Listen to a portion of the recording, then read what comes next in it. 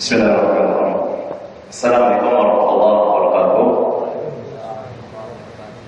Alhamdulillahirabbil alamin wa bihi nasta'inu ala umuri dunya waddin. Wassalatu wassalamu ala asyrafil mursalin nabiyina Muhammadin wa ala alihi wa sahbihi ajma'in. Amma ba'd. Alhamdulillah, kita bersyukur kepada Allah Subhanahu wa taala pagi hari ini tanggal 1 Muharram 1438 Hijriah yang bertepatan dengan tanggal 2 Oktober 2016. Allah Subhanahu wa taala memberikan kepada kita nikmat sehat, nikmat kesempatan sehingga kita dapat bertemu di tempat yang mulia ini dalam rangka sama-sama kita mencoba mengkaji, belajar tentang zakat, fikih zakat. Salawat dan salam semoga senantiasa dicurahkan kepada Nabi kita Muhammad sallallahu alaihi wasallam, keluarga beliau, para sahabatnya, dan juga semoga senantiasa dilimpahkan kepada orang-orang yang mengikuti Nabi Muhammad sallallahu alaihi wasallam, para sahabat hingga hari kiamat. Bapak Ibu yang dirahmati Allah Subhanahu wa taala, sebelum saya membahas masalah materi kita tentang zakat pagi hari ini, terlebih dahulu ulun menyampaikan bahwasanya materi ini ulun siapkan dalam waktu 3 hari sela-sela kesibukan mengajar di Aliyah, Madrasah Aliyah Al-Furqan di Sultan Adam. Alhamdulillah ada istri yang selalu memberikan memompa semangat sehingga materi ini dapat terselesaikan. Kata istri saya, anggap aja ini sebagai kuliah. Karena saya dulu di zaman kuliah, yaitu sehari-hari ya nulis gitu. Nulis dalam sudah berhasil menulis sekitar 4 karya tulis, tapi memang tidak dipublikasikan secara umum.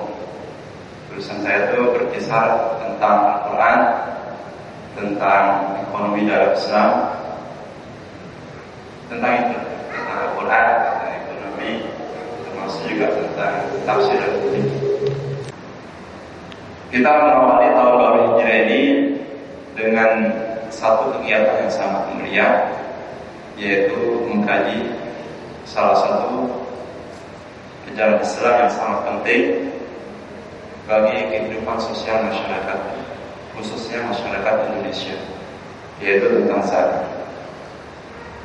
Kalau kita melihat Islam itu adalah agama yang sangat sempurna, meliputi aspek iman. Iman itu sama dengan akidah, atau dalam bahasa lainnya tauhid atau usuluddin atau pokok-pokok agama. Kemudian Islam juga meliputi yang syariah atau hukum, di mana dalam hukum ini kita mempelajari masalah bab muamalah dan bab sosial. Kemudian meliputi akhlak, ihsan atau adab, di mana sering dibahas masalah spiritual. Dalam bahasa ahli tasawuf ya, sering membahas masalah tasawuf gitu. Dan kesempurnaan Islam ini bisa kita lihat dalam kitab Arba'in Nawawi, hadis ini dikenal dengan hadis Jibril ya, karena memang Jibril bertanya kepada Nabi Muhammad tentang 3 perkara yang penting ini, yaitu bertanya tentang iman, Islam, ihsan. Termasuk juga di akhir hadis itu ada pertanyaan Jibril tentang tanda-tanda hari kiamat. Kemudian juga kita bisa melihat surah Al-Baqarah, surah kedua 208, di mana di situ ada perintah dari Allah supaya kita ini Islamnya itu sempurna, hampir semuanya kafah ya. Dalam ayat 208 itu Allah berfirman, ya ayyuhalladzina amanu udkhulu fis-silmi kafah.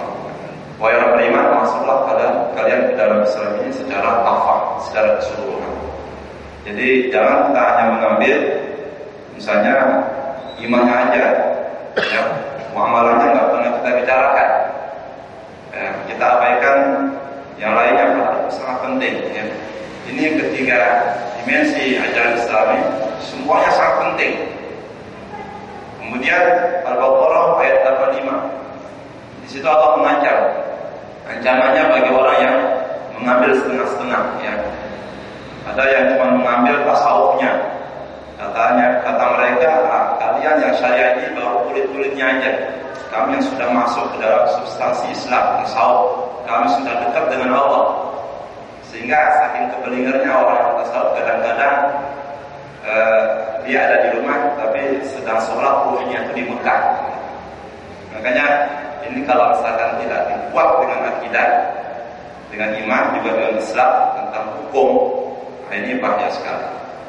Kata Allah itu dalam ayat 85 surah yang sama, Al-Baqarah ayat surah kedua, afatu'minuna bi ba'dil kitab wa takfuruna bi ba'din.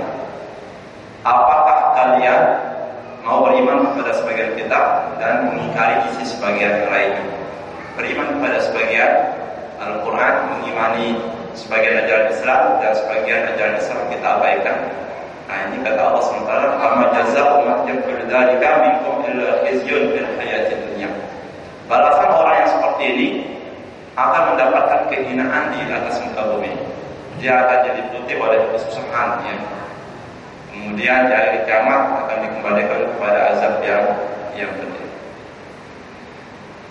Kemudian zakat, ya, zakat ini masuk ke dalam ranah hukum muamalah sosial, karena ini berdampak kepada muamalah ekonomi khususnya dan kehidupan sosial masyarakat kita ini. Oleh karena itu zakat ini sangat penting, ya, sangat penting. Mengapa harus berzakat? Kewajiban yang harus ditunaikan, kewajiban yang harus ditunaikan berdampak pada pahala, dosa, surga, neraka. Sebagaimana hadis riwayat Imam Tirmizi, ya, di mana di situ ada seorang laki-laki yang bertanya, ya Rasulullah, Mas bin Jabal, ya, bertanya kepada Rasulullah, ya Allah, ya Rasulullah, tunjukkan kepadaku suatu amalan yang dapat memasukkan aku ke dalam surga. Beliau mengatakan, menyebutkan rukun Islam itu, ya, syahadat la ilaha illallah Muhammadur Rasulullah, mendirikan salat, menunaikan zakat, berpuasa Ramadan, berhaji. Nah, ini masuk, ya, dalam hadis ini masuk masalah zakat. Kemudian kita bisa melihat dalam Al-Muzammil surah 73 ayat 20, ya. Wa aqimus salata wa atuz zakat. Mendirikan salat, menunaikan zakat, berarti kewajiban. Kemudian zakat itu merupakan bukti kebaikan orang beriman. Menurut Allah, Quran surah 2 ayat 177. Laisal birru an tuwallu wujuhakum, dan seterusnya, ya. Dan di situ disebutkan walakinnal wa'atal mal 'ala hubbihi. Dan kebaikan itu adalah orang yang memberikan harta yang dicintainya. Nah, di situ masuk. Kemudian sebagai media muamalah sosial yang mampu meningkatkan taraf kehidupan ekonomi sosial masyarakat luas.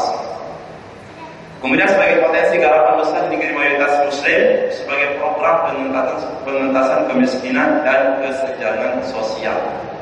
Jadi ini peran zakat dalam kehidupan sosial ekonomi masyarakat kita ini sangat penting. Namun sekarang ini memang diabaikan atau mungkin hanya segelintir.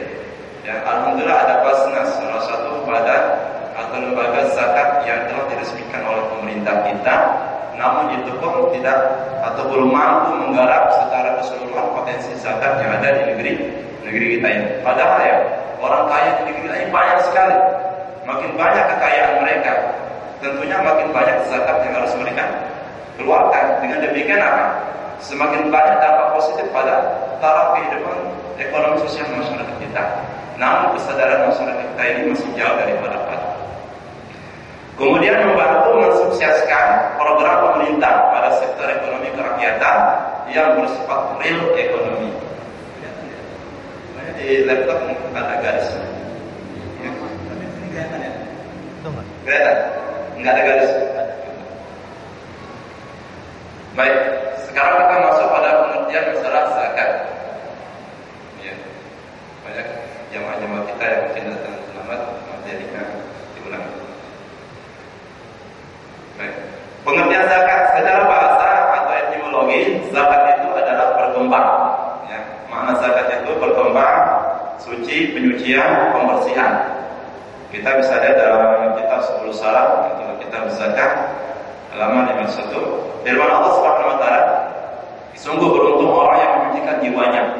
Surah Asy-Syams surah ke-91 ayat 9. Qad aflaha man zakkaha. Jadi kata-kata zakah itu yang dari zakiyah, zakat ya. Kemudian, maka janganlah kamu menganggap dirimu suci. Surah An-Najm surah ke-53 ayat 32. Ya, ayatnya berbunyi, "Fala tuzakku anfusakum." Maka janganlah kamu menganggap diri kamu suci. Fala tuzakku ya, zakat ya.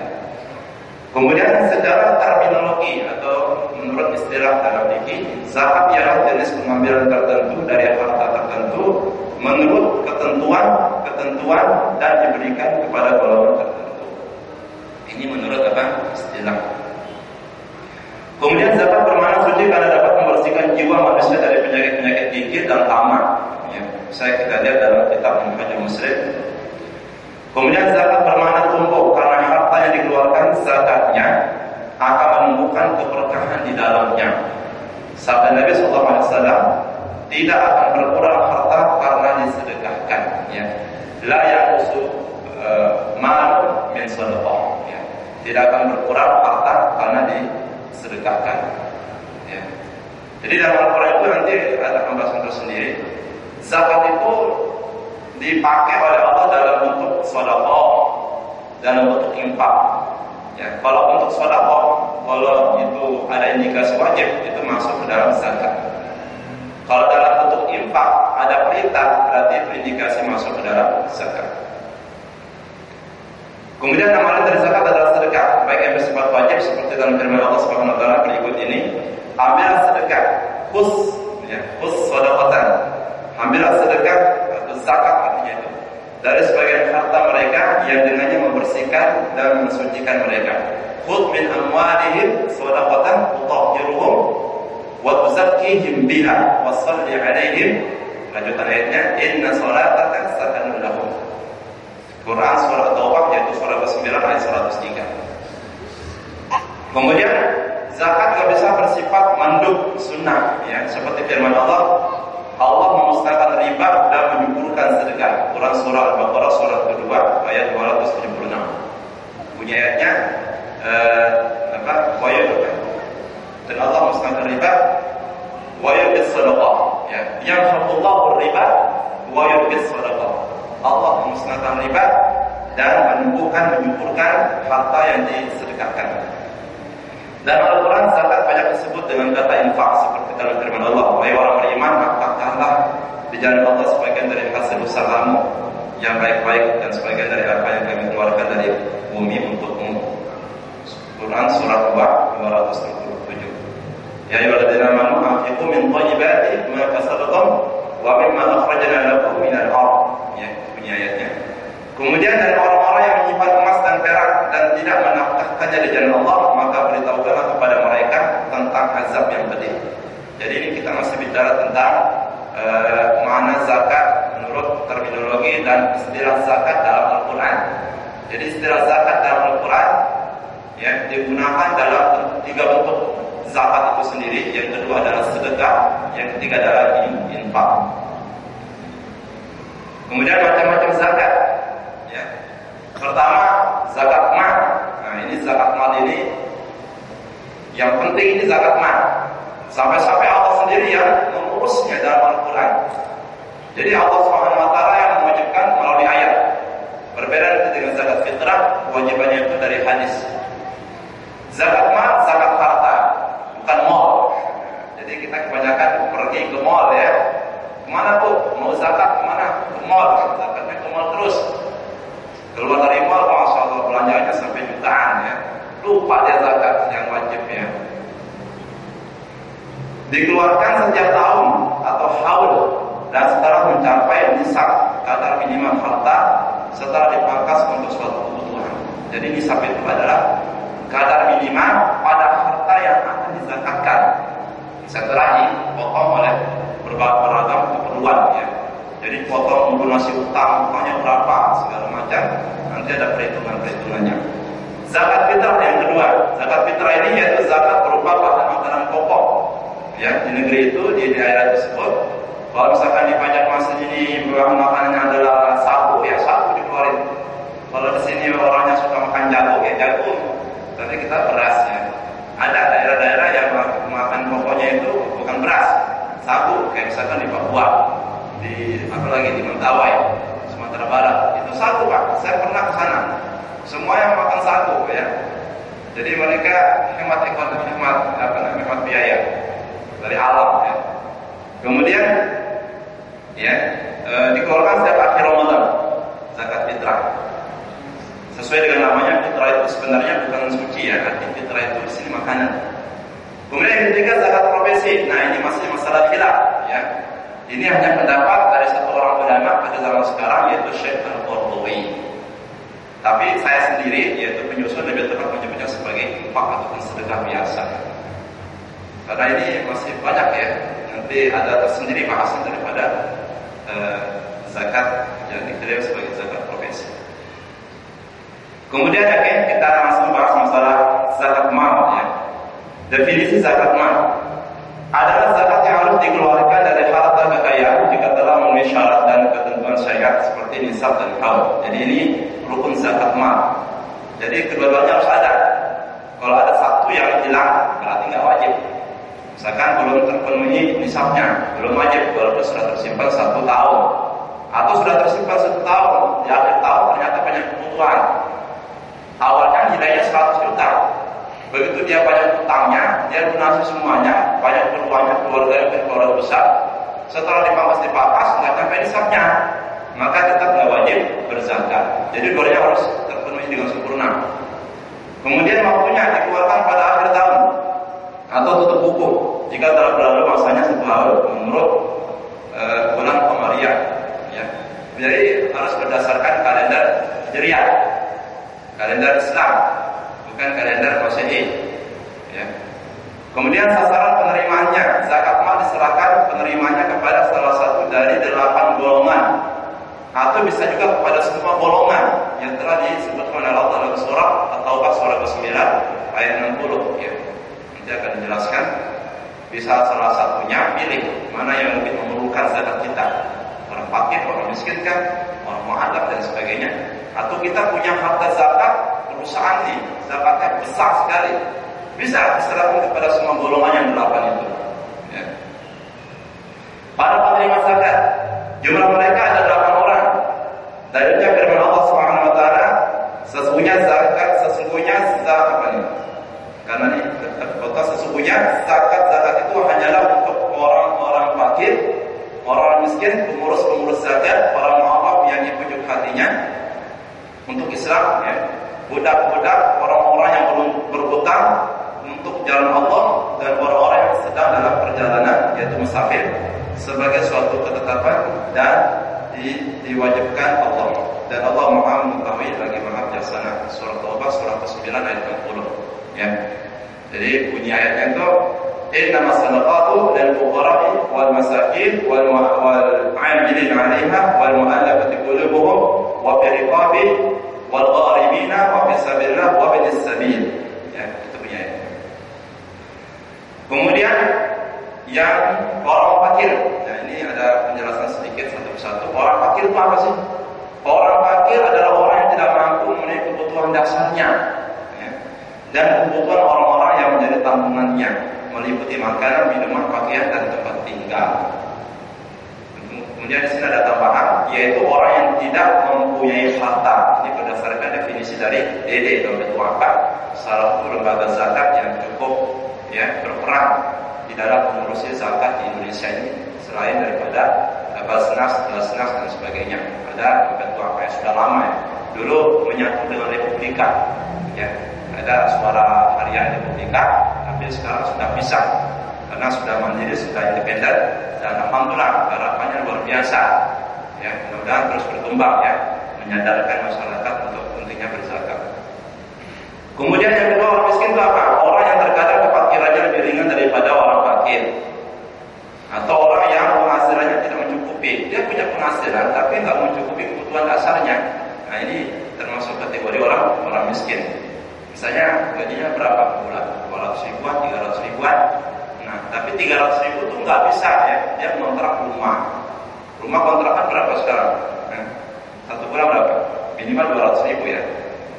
Di bawah itu mungkin jarang kita dapat ya. Nah, itu termasuk orang miskin.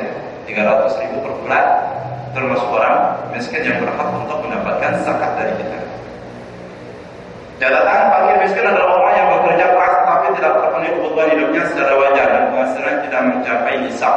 Ini adalah menurut definisi Basnas. Jadi Basnas ini Badan Zakat Nasional.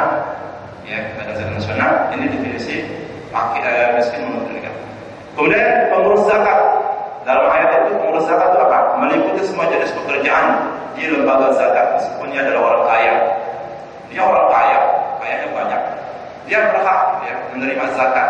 Karena apa? Karena dia salah satu pekerja di lembaga zakat tersebut. Ya. Sabda Nabi SAW, tidak akan sedekah diberikan kepada orang kaya kecuali kepada 5 golongan. Petugas yang mengurusinya, orang kaya yang memberi zakat itu dengan hartanya sendiri, orang yang terjerat hutang, orang yang berjuang di jalan Allah, orang miskin yang mendapatkan zakat kemudian dia hadiahkan kepada orang kaya. Ya. Hadis ini nomor hadisnya 1841. Kemudian mu'alaf itu apa? Yaitu orang yang baru masuk Islam. Ya. Kenapa harus diberikan zakat? Untuk dilunakkan hatinya, dikuatkan hatinya supaya tetap dalam Islam. Karena sekarang banyak kasus, terutama di daerah-daerah pelosok Indonesia ini, orang baru masuk Islam. Ya. Setelah kita berikan beras 1 kilo, dia masuk Islam. Datang orang Kristen memberikan 2 kilo beras, masuk Kristen lagi. Jadi lucu. Keluar Islam itu ibaratnya keluar masuk masjid kalau kita ini. Ya. Makanya kita kuatkan hatinya dengan diberikan zakat mal, ya, supaya terus hatinya itu dalam Islam. Makanya itu luar biasa ya, ajaran Islam ini mengentaskan semua permasalahan hidup manusia sebenarnya. Kemudian budak, ya, yang berhak mendapatkan zakat mal juga budak. Apa itu? Yaitu budak yang ingin merdeka karena Allah Subhanahu wa taala, ya. Bukan budak yang cuma ingin hidup doang, tapi budak yang ingin merdeka kemudian berjuang Islam, ya. Diberikan dari dana zakat untuk memerdekakan dirinya. Jadi zakat itu berfungsi untuk memerdekakan dirinya dari perbudakan sehingga statusnya menjadi manusia merdeka, kembali seperti itu. Sebab kalau budak itu nggak merdeka dalam segala hidupnya, tak apa-apa, dia menjadi budak kayak kita ini manusia orang yang beriman, budaknya Allah kan. Kamu harus sholat jam sekian, kamu harus berzakat. Kita melaksanakan semua perintah Allah. Nah, budak itu melaksanakan perintah tuannya, melanggar dipecut, dihukum, ya. Kemudian orang berhutang juga berhak untuk menerima zakat dari kita. Meminjam sejumlah uang untuk hal yang baik, bukan untuk maksiat, karena uzur syar'i sehingga ia tidak mampu melunasi hutangnya. Hadis Nabi SAW, meminta-minta tidak diperbolehkan kecuali bagi 3 orang. Orang yang sangat fakir, orang yang mempunyai banyak lagi berat, orang yang mempunyai banyak hutang sehingga lagi berat, dan orang yang harus memiliki tanggungan diat dari darah yang tersakiti. Ini membebaskan orang yang akan dikisos, maksudnya ini yang terakhir ini. Misalkan di Saudi ini, mereka minta diat tebusan 20 miliar, maka boleh. Dana zakat yang berhasil dikumpulkan oleh Basnas, misalkan 1 triliun, ya udah ambil 20 miliar, bebaskan itu orang Indonesia. Itu boleh, ya. Tapi kalau mau dikisos itu lebih baik, ya, supaya bebas dari kiamat nanti nggak dituntut darahnya, daripada dituntut darahnya. Tapi nggak apa-apa, yang penting kan ada diat, ada pilihan darah atau diat, pilih salah satunya. Ya, banyak orang Indonesia yang akhirnya dikisos, ya. Kisos. Kemudian di jalan Allah, wabismillah. Siapa itu jalan Allah? Pejuang di jalan Allah dalam rangka menegakkan agama Allah. Ini berhak menerima zakat dari kita. Termasuk usaha untuk kemaslahatan umum, seperti membangun masjid, rumah sakit, sekolah-sekolah, pesantren, yayasan, ya, yatim piatu, kemudian rumah yatim, ya, orang duafa. Ini termasuk orang-orang yang ada di jalan Allah. Kemudian ibnu sabil, yaitu musafir yang meninggalkan rumah atau yang meninggalkan jauh negerinya, ya, kampungnya, ya, atau para perantau. Ini menurut dompet apa definisi ibnu sabil itu perantau. Misalkan saya ini dari Lombok, ya, saya dari Lombok, ya, jadi jauh itu berapa kilo dari Lombok ke sini itu, ya. Saya dari Sulawesi juga berapa kilo, ya. Tapi alhamdulillah saya cukup aja lah, ya, insyaallah. Baik, catatan penting. Zakat boleh diserahkan kepada salah satu dari 8 golongan di atas. Boleh. Namun demikian hendaknya mengutamakan yang paling membutuhkan. Dari golongan 8 itu, siapa yang paling butuh zakat kita ini? Jika jumlah harta zakat banyak, maka membagikannya kepada seluruh kelompok di atas lebih baik. Ya. Zakatnya banyak, ya, murah, ya. Semuanya boleh. Zakat tidak boleh diberikan kepada orang yang wajib dinafkahi, seperti orang tua, anak-anak, istri. Kenapa? Karena semua mereka berada dalam tanggungan kita. Jadi seorang suami nggak boleh berzakat sama istrinya. Saya zakat sama kamu, ya nggak boleh. Ya. Karena apa? Karena nafkahi keluarga istri itu sudah memang kewajiban. Ya, sudah memang kewajiban dari dulu. Sejak dia menikah, sejak kopol, wajib dia menafkahi zahir batinnya. Jadi nggak boleh zakat. Apalagi di samping itu ada orang miskin misalnya. Ya. Kemudian zakat tidak diberikan kepada ahlul bait, keluarga Nabi, karena mereka adalah orang-orang mulia. Mereka adalah Banu Hashim, kemudian keluarga Ali, keluarga Ja'far, keluarga Abbas dan sebagainya. Berdasarkan sabda Nabi sallallahu alaihi wasallam, sesungguhnya zakat itu tidak layak diberikan kepada keluarga Muhammad karena zakat itu hanyalah kotoran manusia. Hadis riwayat Muslim, nomor hadisnya 1072. Jadi Nabi itu memang keturunan yang sangat mulia. Ya, garis keturunan Nabi kalau sampai nebus, kalau kita rentet sampai ke Nabi Ibrahim, orang-orang mulia. Ya. Sampai Ja'far Shadiq, sampai seterusnya yang sekarang menjadi imamnya orang Syiah itu. Salah satunya adalah Ja'far Shadiq. Mereka mungkin saja itu adalah imam kami, tapi mereka yang memaki-maki justru keluarga Nabi Muhammad. Nah, gimana nih? Ya. Dua keadaan, tapi sikapnya dua. Ya, satu keadaan tapi sikapnya dua ya.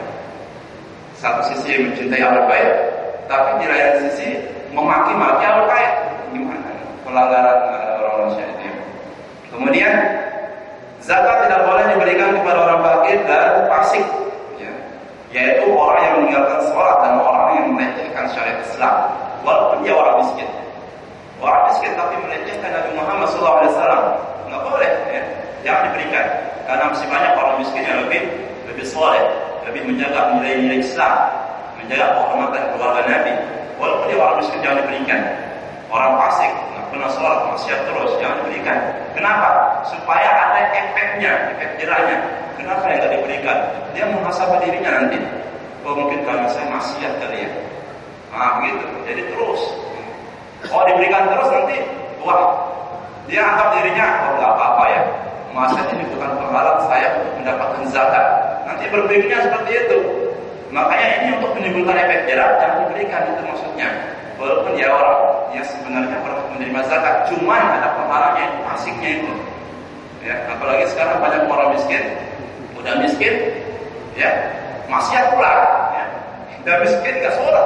Saya dapat orang tua kerjanya tukang parkir, setiap sholat nggak pernah selesai. Wallah alamnya. Nah, saya lihat sholat ini maksudnya.